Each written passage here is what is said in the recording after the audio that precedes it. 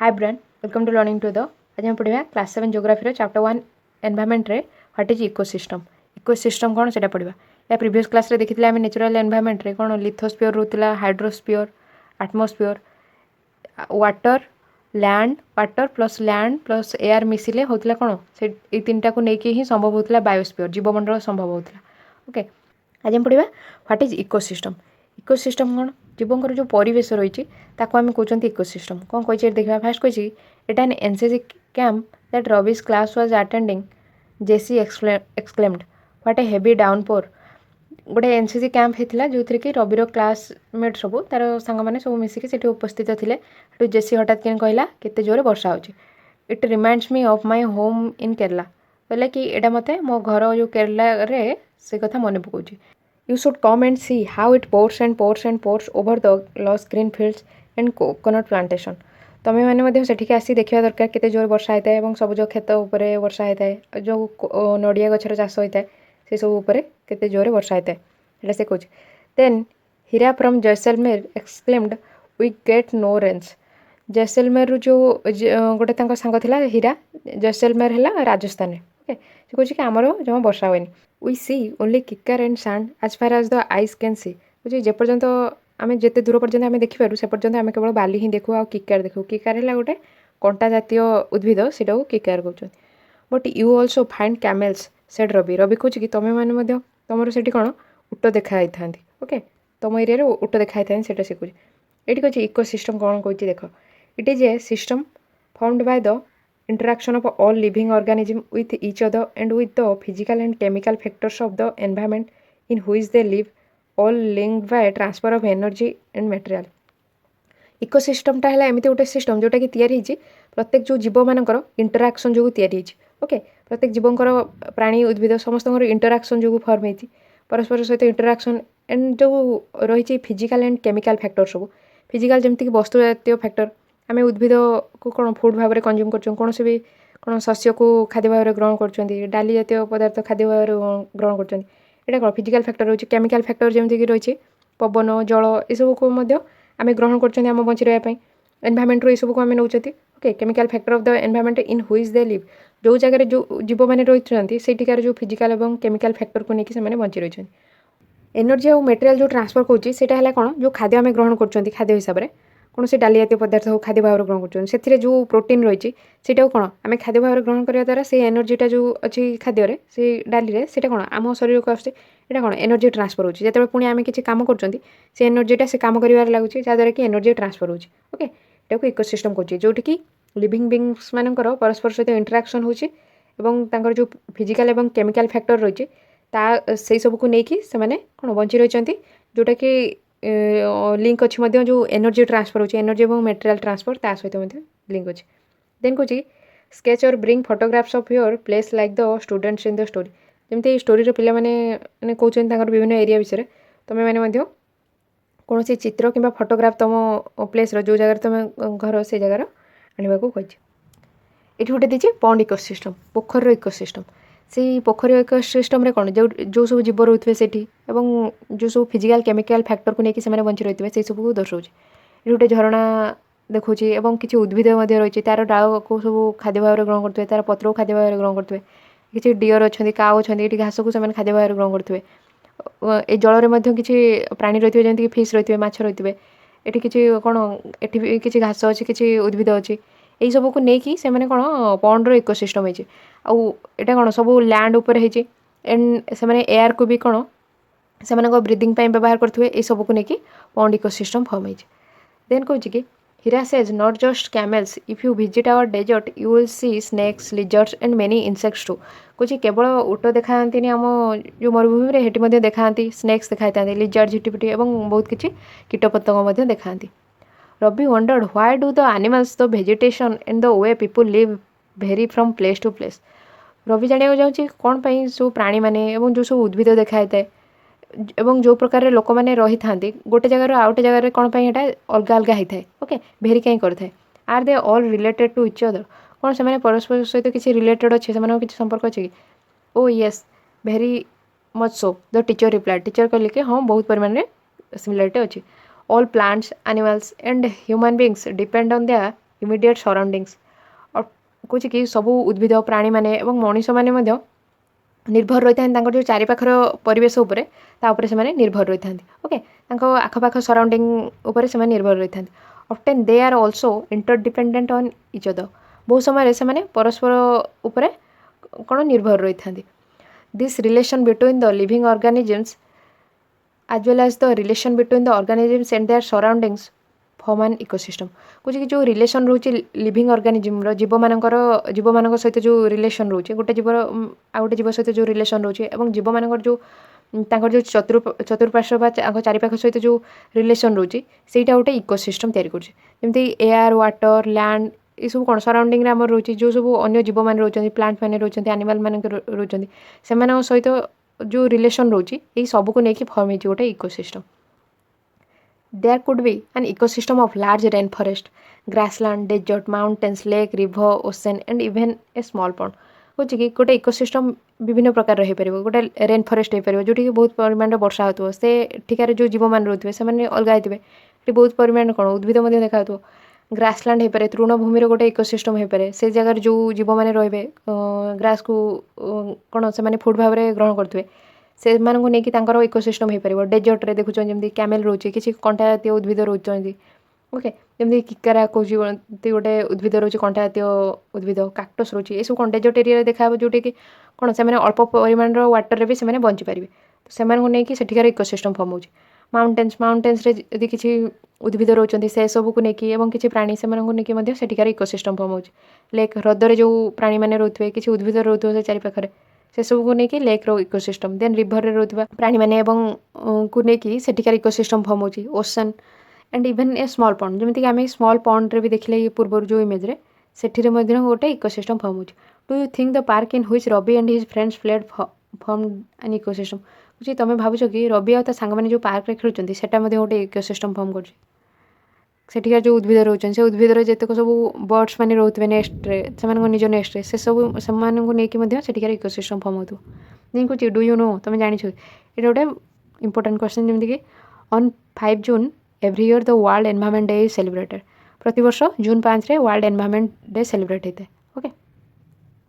Barter system कही यहाँ कौन देखा बार्टर सिस्टम है कि it is a trade in which goods are exchange without the use of money ये पद्धति कौन होता है ना सब जिनपतर अदल बदल कराई था किंतु से पैसार किसी व्यवहार न था जमीक जनकर गहम अच्छी तो से जनकठू कौन आलू आने को चाहूँगी तो सी तार गहम को से जो लोकर दरकार ताकू देकी ता पाखरु से आलू नहीं पार ओके दी जनकर से दुईटा जिनस दरकार थो तो से कौन एक्सचेंज करेंगे जिनस ये किसी टंकार व्यवहार होनी विदाउट मनी से कहुचे बार्टर सिस्टम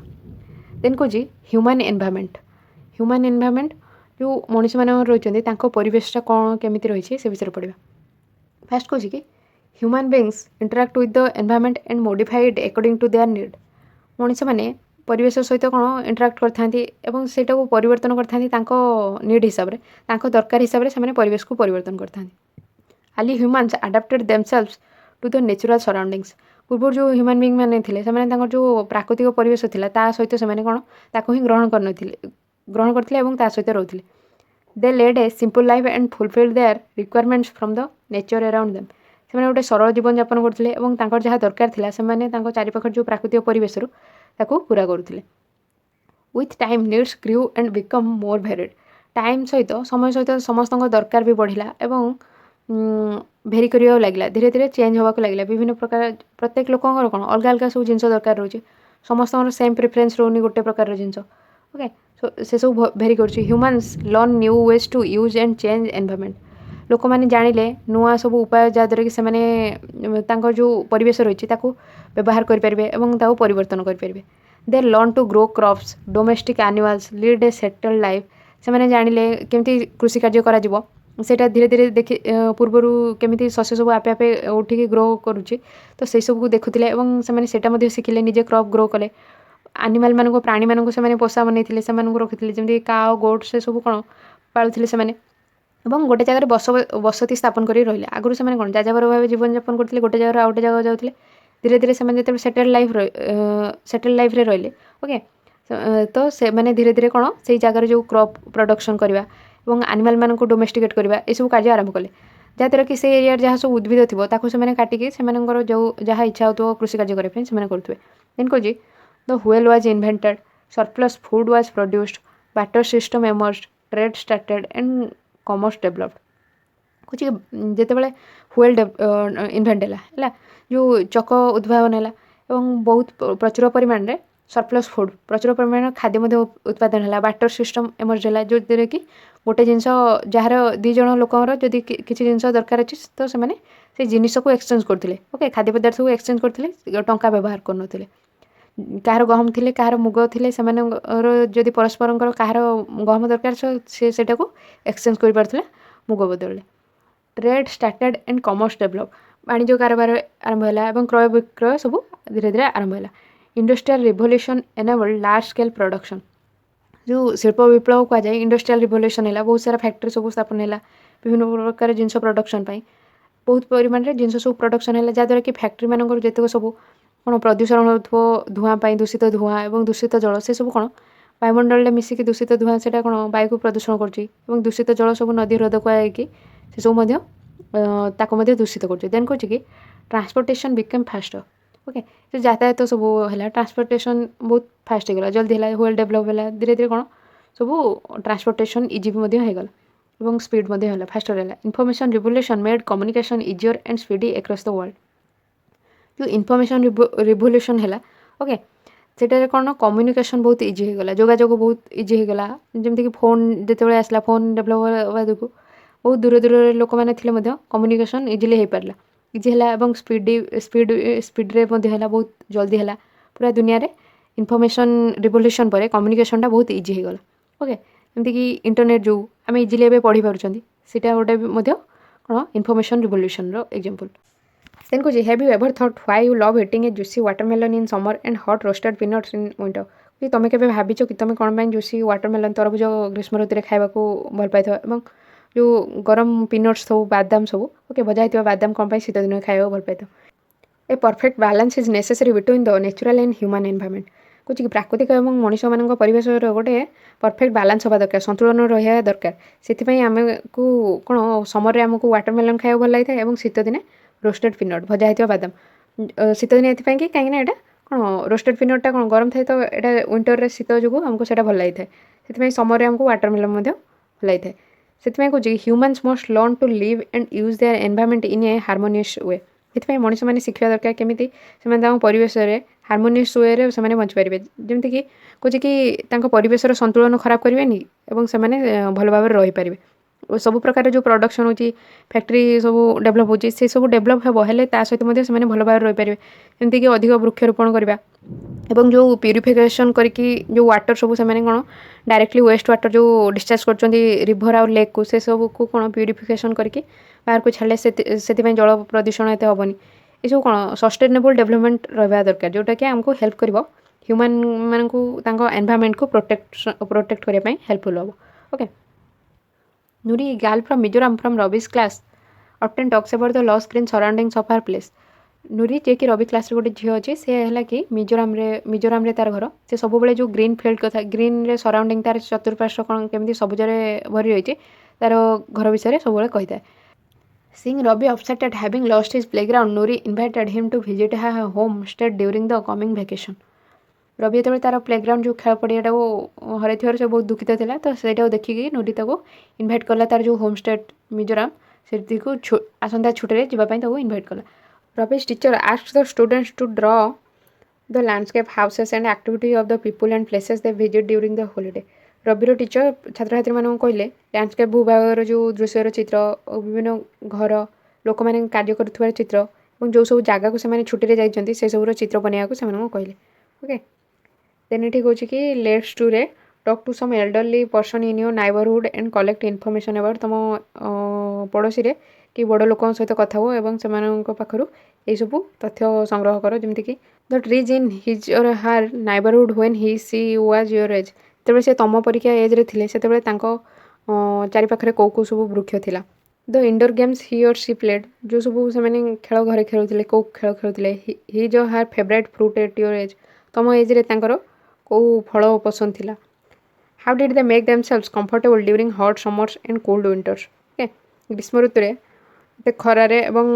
ଶୀତ ଋତୁରେ ଥଣ୍ଡାରେ ସେମାନେ ନିଜକୁ କେମିତି କ'ଣ ଆରାମଦାୟକ କରୁଥିଲେ ସେସବୁ ବିଷୟରେ ମଧ୍ୟ ପଚାର।